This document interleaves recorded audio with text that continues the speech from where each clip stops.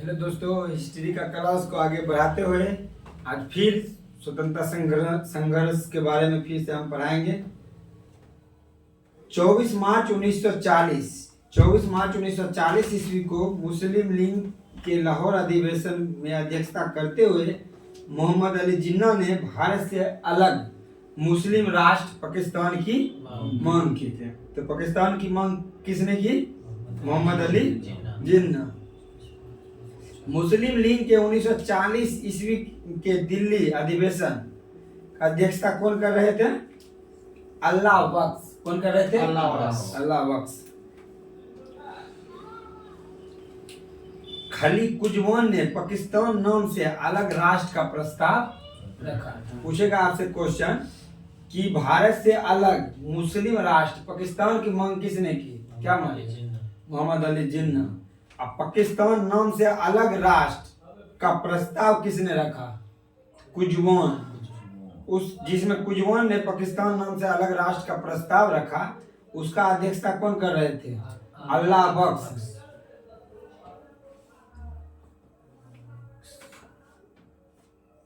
वर्धा में कांग्रेस ने अंग्रेजों भारत छोड़ो आंदोलन या प्रस्ताव पारित किया। अंग्रेजों भारत छोड़ो। कहाँ में? वर्धा। कब? 1942। यही क्वेश्चन पूछा जाए, भारत छोड़ो आंदोलन कहाँ शुरू हुआ? 7 अगस्त 1942 ईस्वी को कांग्रेस की बैठक बंबई की ऐतिहासिक ग्वालियर टैंक से हुई थी। गांधी जी ने भारत छोड़ो प्रस्ताव को कांग्रेस कार्य समिति ने 8 अगस्त 1942 ईस्वी को स्वीकार कर लिया। भारत छोड़ो प्रस्ताव को कांग्रेस के कार्य समिति 8 अगस्त को स्वीकार कर लिया और भारत छोड़ो आंदोलन की शुरुआत 9 अगस्त 1942 को हुई। यानी कि 7 अगस्त की कांग्रेस की बैठक हुई, ठीक। 8 अगस्त को प्रस्ताव स्वीकार कर लिया, 9 अगस्त को लागू हो गया अंग्रेज भारत छोड़ो। इसी आंदोलन में गांधी जी ने करो और मरो का नारा भी दिए थे। 9 अगस्त 1942 ईस्वी को प्रातः काल मतलब सुबह यानी मॉर्निंग काल ही गांधी जी एवं कांग्रेस के अन्य सभी महत्वपूर्ण नेता को क्या कर लिए? गिरफ्तार कर लिया, ठीक है। 9 अगस्त को भारत छोड़ो आंदोलन जान रहा था कि 7 अगस्त को बैठक बुलाया, 8 अगस्त को पारित हुआ है, 9 अगस्त के एकदम कन्फर्म है कि भारत छोड़ो आंदोलन सब मेन नेता जितना भी है सब हल्ला चिल्ला करवे करेंगे, इसलिए सब मेन को गिरफ्तारी करना चालू कर दिया। गांधी जी को पूना के आगा खां महल में तथा कांग्रेस कार्यकारिणी के अन्य सदस्य को अहमदनगर के दुर्ग में रखा था, अंग्रेज जेल में रख दिया था। राजेंद्र प्रसाद को भी नजरबंद कर दिया। डॉक्टर राजेंद्र प्रसाद को भी नजरबंद कर दिया। 9 मई 1944 ईस्वी को गांधी जी को जेल से छोड़ा गया। कब छोड़ा? 9 मई 1944 को गांधी जी को जेल से छोड़ा गया। आजाद हिंद फौज की स्थापना का विचार सर्वप्रथम कैप्टन मोहन सिंह के मन में आया। आजाद हिंद फौज के स्थापना का विचार किसके मन में आया? कैप्टन मोहन सिंह। आजाद हिंद फौज की स्थापना प्रथम डिवीजन का गठन, आजाद हिंद फौज के प्रथम डिवीजन का गठन कब हुआ?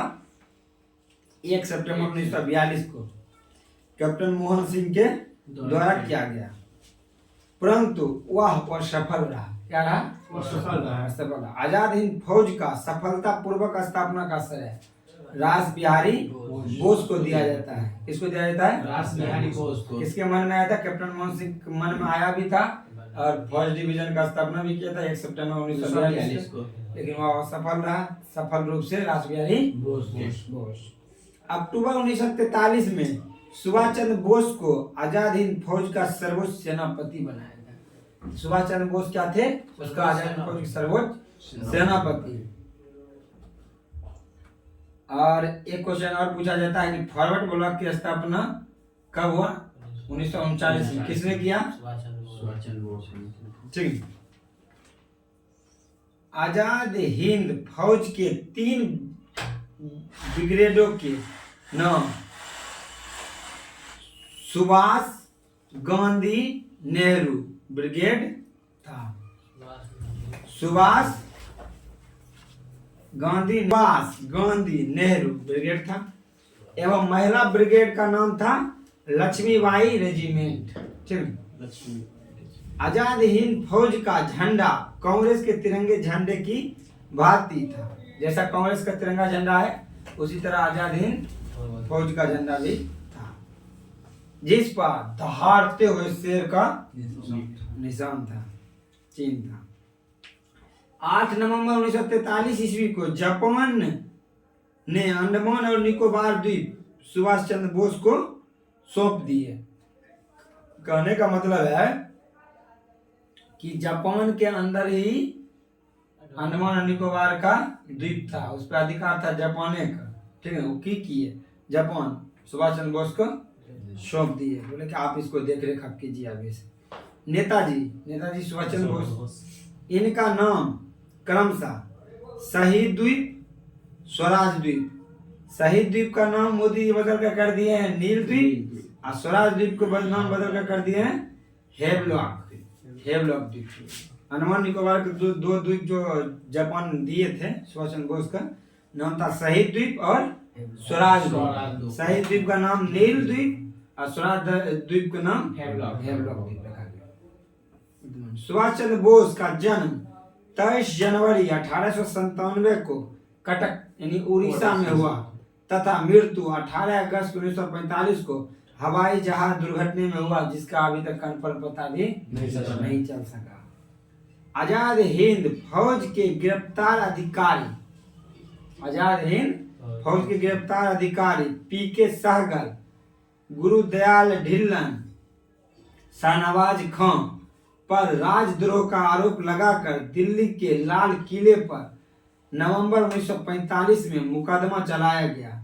वायसराय ने इनकी सजा माफ कर दी।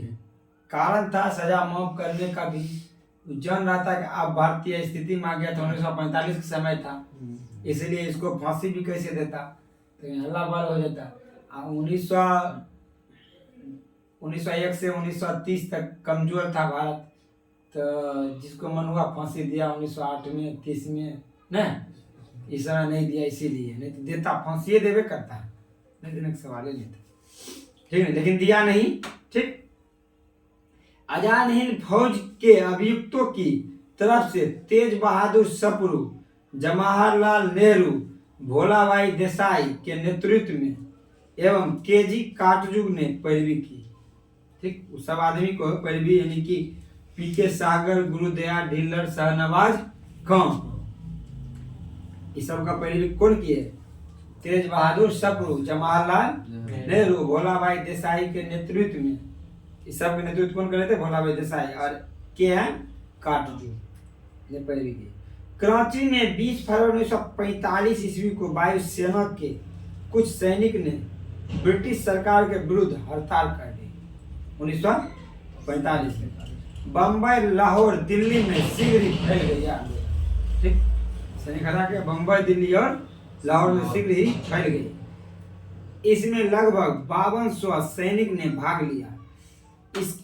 इसका प्रमुख मांग था भारतीय और अंग्रेज सैनिक को बराबरी व्यवहार करना, मतलब भारत और अंग्रेज के सैनिक के साथ बराबरी का व्यवहार करना। वो क्या करता था? अंग्रेज के सैनिक को छूट और भारत के सैनिक का ज्यादा थोड़ा कम करवाता था। अगला देखो, कैबिनेट मिशन 1946, प्रधानमंत्री ब्रिटेन के प्रधानमंत्री कौन था? एटली, क्लीमेंट एटली ने 15 फरवरी 1946 को भारतीय संविधान सभा की स्थापना एवं भारतीय सदस्य पर विचार विमर्श करने के लिए कैबिनेट मिशन को भारत भेजने की घोषणा की। कब? 15 फरवरी 1946 को। 24 मार्च 1946 को कैबिनेट मिशन दिल्ली पहुंचा। क्वेश्चन बहुत भिविया आता है, कैबिनेट मिशन दिल्ली कब पहुंचा? 24 मार्च 1946 को। घोषणा कब किया? 15 फरवरी 1946, यानी कि 1 महीना 9 दिन में पहुंच गया, 9-10 दिन। देखो, 24 मार्च 1946 को कैबिनेट मिशन जो दिल्ली पहुंचा, इसके सदस्य थे 3 गो। स्टेफोर्ड क्रिप्स अध्यक्ष थे और लॉरेंस सचिव थे और एपी अलेक्जेंडर नौसेना मंत्री थे। तो क्रिप्स, लॉरेंस और अलेक्जेंडर, जिसमें क्रिप्स क्या थे? अध्यक्ष, लॉरेंस सचिव, अलेक्जेंडर नौसेना का। कैबिनेट मिशन लॉरेंस के नेतृत्व में आया। कैबिनेट मिशन किसके नेतृत्व में आया? जो कि सचिव थे। अध्यक्ष कौन थे? क्रिप्स।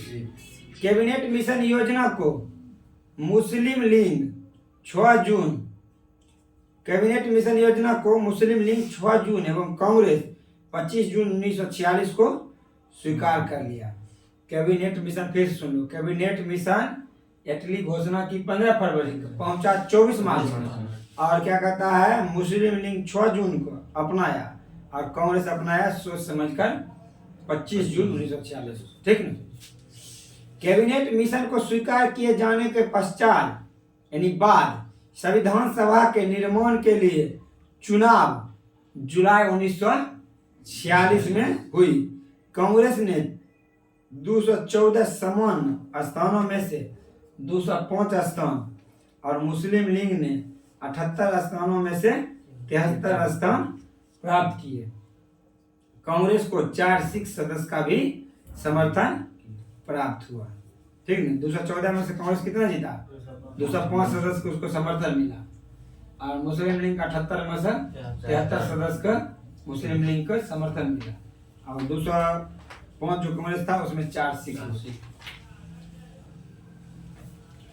मुस्लिम लीग ने 16 अगस्त 1946 ईस्वी को सीधा अथवा प्रत्यक्ष, सीधा मतलब या प्रत्यक्ष मतलब डायरेक्ट, सीधा या प्रत्यक्ष दोनों का अर्थ होता है डायरेक्ट कार्रवाई दिवस यानी डायरेक्ट एक्शन डे पूछा जाता है। प्रत्यक्ष कार्रवाई दिवस मुस्लिम लीग ने कब मनाया? 16 अगस्त 1946 को। सर्वप्रथम प्रत्यक्ष कार्रवाई दिवस कहाँ में मनाया गया? कलकत्ता में मनाया गया। उस समय बंगाल में मुस्लिम लीग की सरकार थी पूर्ण रूपे। बंगाल के मुख्यमंत्री शहीद सोहरावर्दी थे। क्या थे? सोहरावर्दी। मेरा नाम था शहीद सोहरावर्दी, नहीं कि मर गए थे। 3 जून 1947 ईस्वी को भारत विभाजन की माउंटबेटन योजना प्रकाशित हुई। इसीलिए 3 जून योजना को भारत विभाजन योजना के नाम से भी जाना जाता है। माउंटबेटन योजना को कांग्रेस कार्य समिति की 3 जून 1947 ईस्वी की बैठक में स्वीकार कर लिया गया था।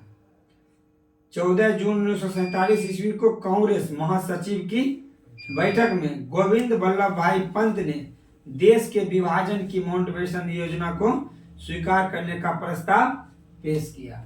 कौन किया? गोविंद वल्लभ पंत ने।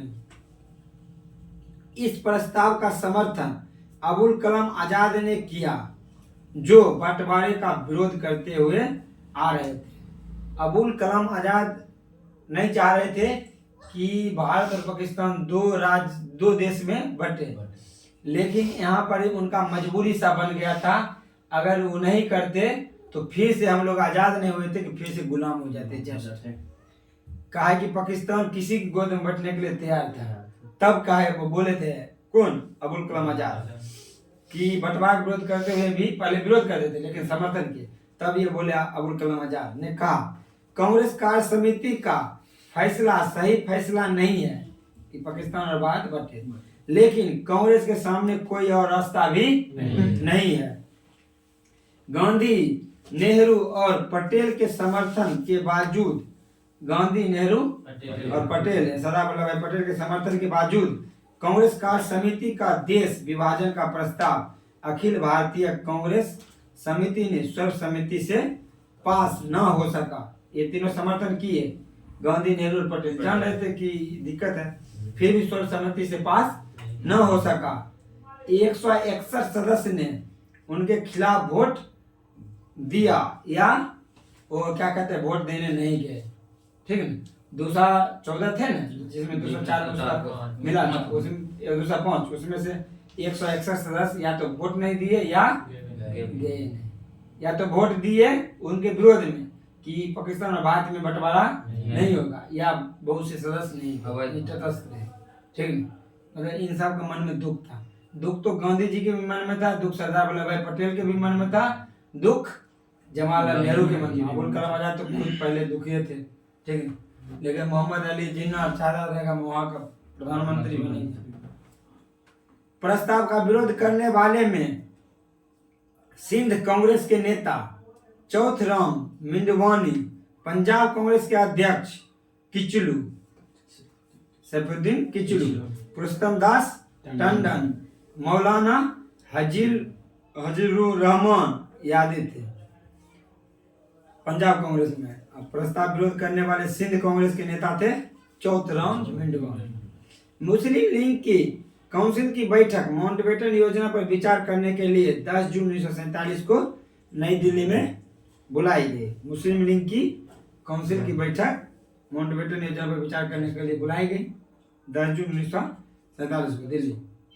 मुस्लिम लीग ने भारी बहुमत से इस योजना को स्वीकार किया, माउंटबेटन योजना। क्या उसको तो पहले मन था लीग की मुस्लिम लीग की बैठक में उपस्थित 400 सदस्य में से सिर्फ 10 सदस्य ने इसका विरोध किया, बाकी 390 कि नहीं पाकिस्तान एक अलग देश बनना है।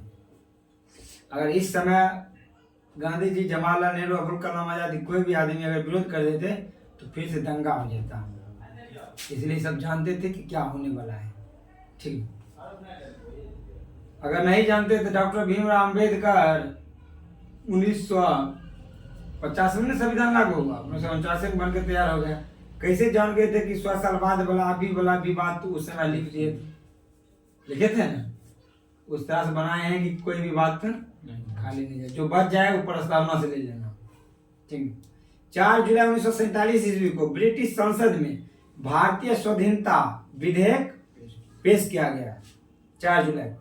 15 जुलाई को बिना किसी संशोधन के हाउस ऑफ कॉमन द्वारा 16 जुलाई को हाउस ऑफ लॉर्ड्स द्वारा, लॉर्ड्स लंदन में पास कर दिया गया, ठीक। बहुत विभाजन स्वाधीनता विधेयक। और 18 जुलाई 1947 ईस्वी को उस पर ब्रिटिश सम्राट के हस्ताक्षर कर दिए कि ये आजाद हो गए और भारत पाकिस्तान 2 में बट गए। इसके अनुसार देश को 2 डोमिनियन स्टेट भारत और पाकिस्तान में बांट दिया गया। 18 जुलाई को हस्ताक्षर में पूर्ण रूप से कर दिए कि भारत और पाकिस्तान में बट गए, भारत और पाकिस्तान में बट गए। पूरी तरह स्वतंत्रता तथा भारत और पाकिस्तान में बांट दिया गया और दोनों देश को पूरी तरह स्वतंत्रता तथा प्रभुसत्ता सौंप दी जाएगी। 14 अगस्त को पाकिस्तान और 15 अगस्त को भारतीय अधिराज्य की घोषणा होगी। रॉलेट एक्ट के विरोध में लगान न देने का आंदोलन स्वामी श्रद्धानंद ने सुझाव दिया। हिंदू महासभा की स्थापना मदन मोहन मालवीय ने किया। भैया क्वेश्चन है, भारत में खिलाफत आंदोलन के प्रमुख नेता मौलाना मोहम्मद अली व मौलाना शौकत अली खिलाफत आंदोलन के प्रमुख नेता थे। इसी के साथ भारतीय क्रांतिकारी आंदोलन समाप्त होता है। अगर आप लोग को वीडियो अच्छा लगे तो वीडियो को लाइक, चैनल सब्सक्राइब और अपने दोस्तों के साथ शेयर जरूर करें। जय हिंद, जय भारत।